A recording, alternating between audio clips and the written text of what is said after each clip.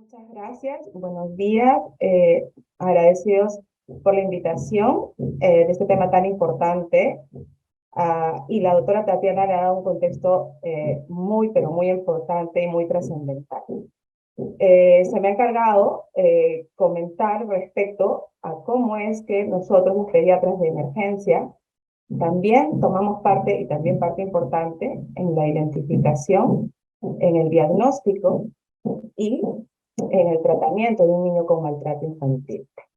Bien lo ha mencionado la doctora Tatiana, las diferentes entidades internacionales que tienen que ver con salud y con defensa del niño han puesto sobre la mesa y sobre guías y sobre documentos lo que significa maltrato infantil. Han coincidido todos que es la acción, omisión o trato negligente no accidental, y es muy importante señalarlo, que pueden causar daño a la salud de los niños y adolescentes y que puede ser ocasional o habitual y que desafortunadamente está a cargo de quienes tienen la custodia de ellos, que pueden ser los padres, los tutores o cualquier persona que lo tenga a su cargo, incluso de manera institucional. Pero ¿cuál es nuestra realidad en el Perú? Y como decía la doctora Tatiana, vamos a coincidir, es una enfermedad, es una patología porque ya se convierte en un problema de salud importante. Miren ustedes que solo para enero del 2021, en un informe del Ministerio de Poblaciones Vulnerables y de la Mujer, reportó 4.149 casos de violencia entre niños y niñas y adolescentes, solo en el mes de enero. El año previo, en el 2020, se atendieron 35.661 casos de violencia entre niños y adolescentes.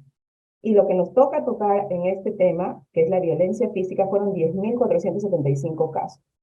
Cuando en una encuesta de relaciones sociales de NARES en 2019 se les consultó a los niños sobre estos datos de violencia, ellos reportaron que un 100% era una violencia psicológica, un 20% castigos, y miren ustedes, 96% violencia física, ¿sí?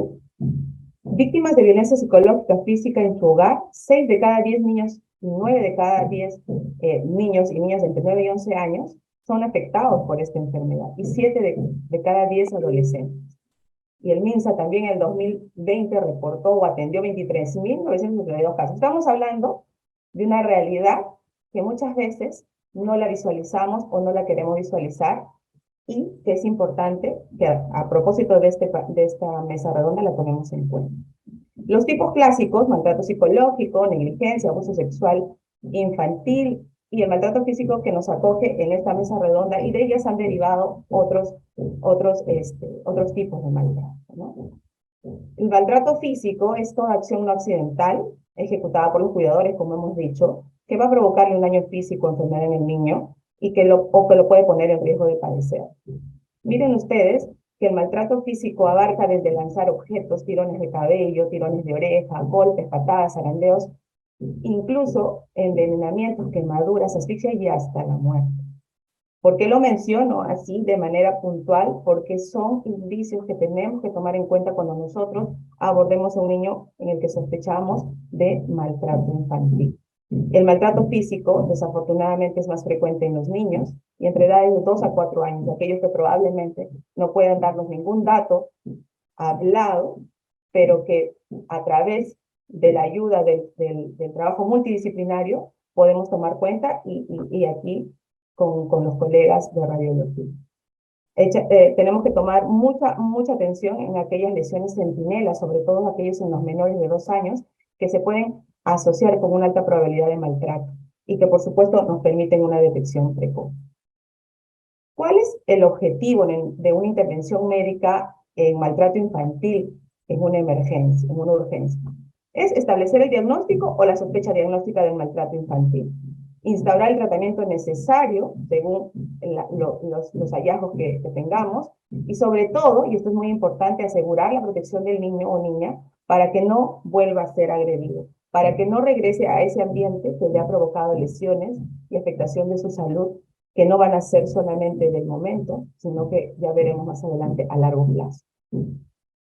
¿Cuáles son las situaciones en las que tenemos que intervenir de urgencias? Aquí un paréntesis porque el maltrato infantil, si bien lo podemos identificar en la emergencia, su manejo, su abordaje, siempre es mejor realizarlo en un ambiente adecuado y con el trabajo multidisciplinario de las especialidades. Pero, ¿qué pasa cuando la agresión es reciente, menos de 72 horas? Esas son las situaciones en las que nosotros, como pediatras de emergencia, o quien tenga el acercamiento a un niño en una emergencia, debe intervenir. O cuando hay posibilidad de pérdida de pruebas, por ejemplo. Allí nos pondremos en defensa del niño, de parte del niño abusado o agredido, y podremos ser parte de la cadena de custodia de las pruebas.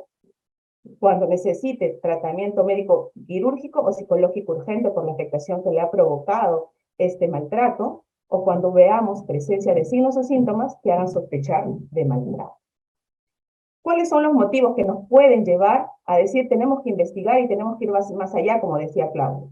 Cuando sospechamos de un adulto, padre, madre, policía, familiar, quien esté cercano al niño, cuando sospechemos de ese padre. Cuando haya presencia de indicadores de maltrato, en síntomas, en vestimentas, actitudes, historias sobre todo no concordantes con los hallazgos que tenemos. O cuando haya signos sospechosos, como hematomas, alopecias, fracturas, esas quemaduras que tienen un borde muy definido, sin salpicaduras, tenemos que sospechar. ¿Y cuál va a ser nuestro objetivo? Proteger al menor, proteger al niño, a la niña o al adolescente y notificar a la autoridad. Tenemos que empezar desde allí a notificarlo porque esto es una cadena de hechos, una cadena de actuación, de acción para su defensa.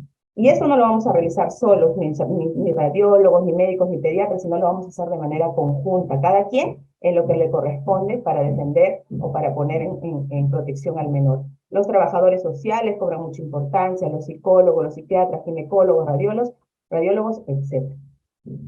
¿Y cómo realizamos una evaluación? La evaluación siempre va a ser completa, ¿sí?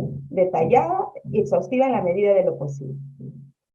Vamos a hacer nuestra anamnesis, que puede ser justo y el gatillante ante la sospecha, siempre que haya discordancia entre los hallazgos clínicos y lo que nos comentan, ¿no? Cuando de pronto nosotros veamos manifestaciones de conducta con retraso psicomotor no explicable, trastornos de comportamiento, de pronto que no haya fracasos escolares no justificados, o cuando encontremos niños que están con un retraso del medro, cansancios, abandonos, falta de higiene, por ejemplo. O que los padres hayan tenido poca vigilancia, falta de atención, con múltiples historias del niño que ha tenido lesiones que aparentemente no se puedan explicar. En la exploración física siempre va a ser completa, exhaustiva, y en el caso debe incluir los genitales y el ano, y esto viene ya a ser una cápite que escapa un poco a esta ponencia, ¿no? Tenemos que en la exploración física notar mucho las zonas de castigo. Hay zonas que no son evidentes, que muchas veces son cubiertas, pero que tenemos que a la exploración, y esta gráfica lo relata así, ver este tipo de hematomas, lesiones que podemos encontrar y que nos hagan sospechar. O también que estén en diferentes estadios, ¿no? Muchas veces vamos a ver lesiones en diferentes estadios, algunos negruzcos, otros rojos, otros púrpuras, verdosos, amarillentos, y tendremos que preguntarnos qué está pasando, porque un niño puede tener ese tipo de lesiones y ese tipo de evolución, y nos va a permitir saber también probablemente el tiempo transcurrido.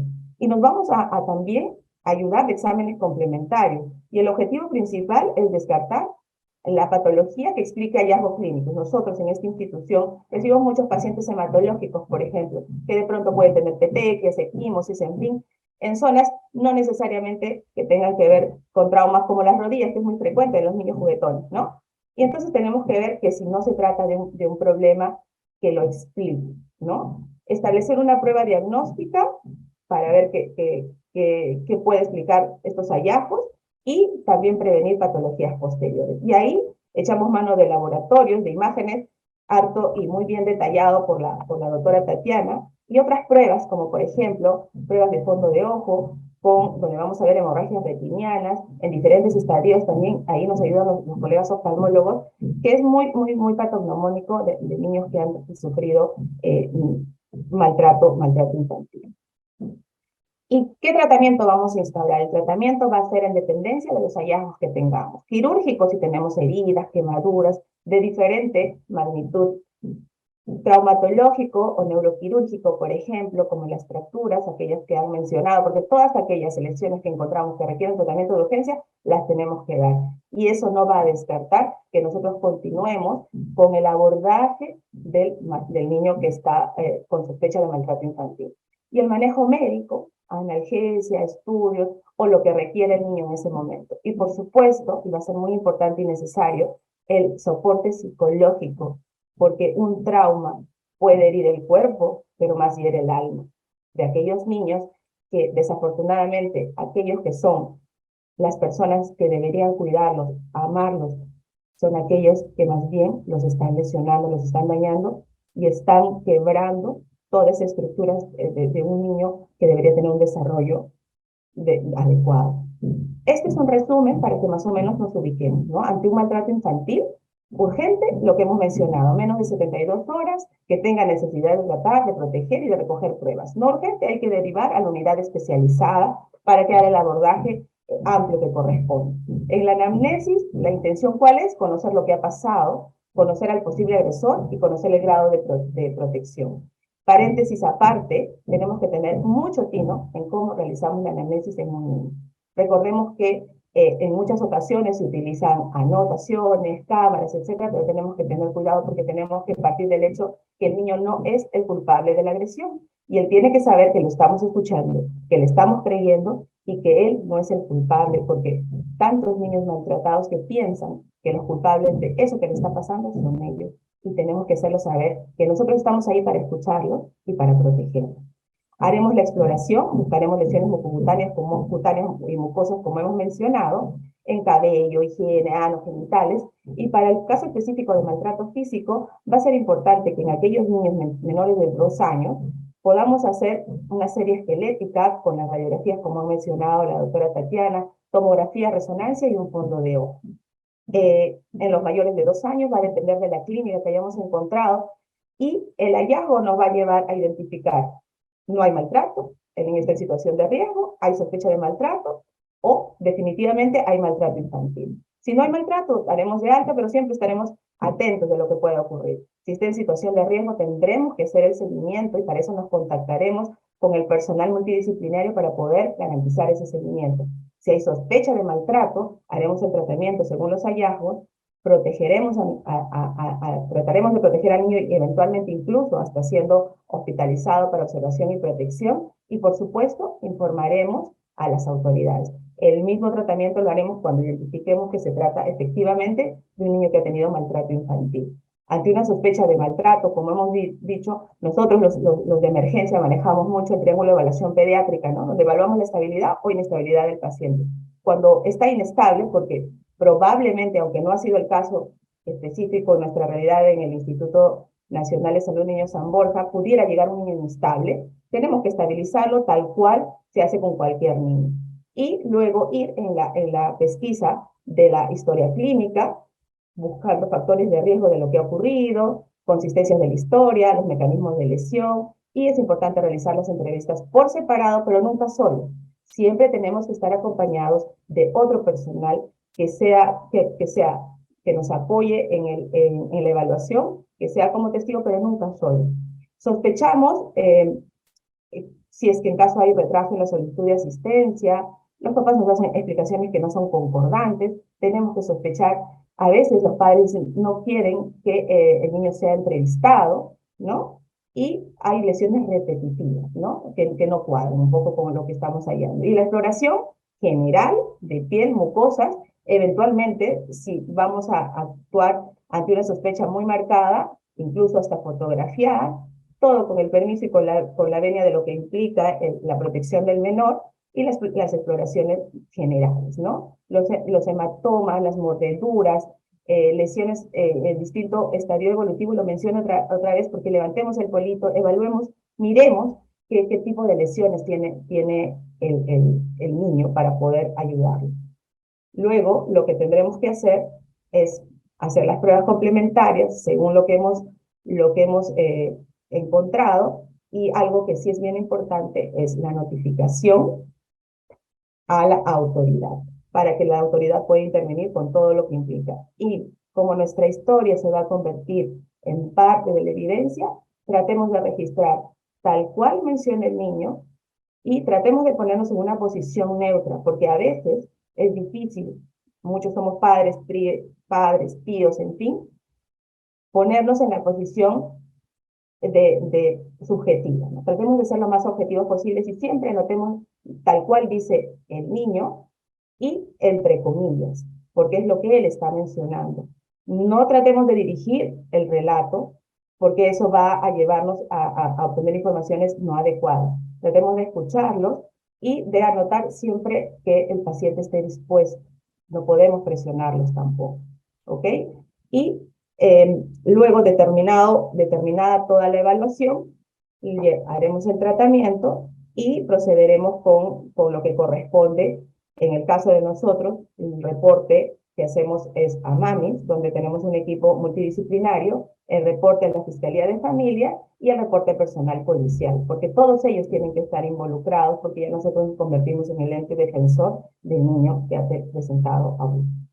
Quiero terminar esta breve charla, porque es muy amplio este tema y realmente que nos toca mucho, en que el trato que se le da a los niños es el que ellos luego darán a la sociedad y probablemente a sus familias.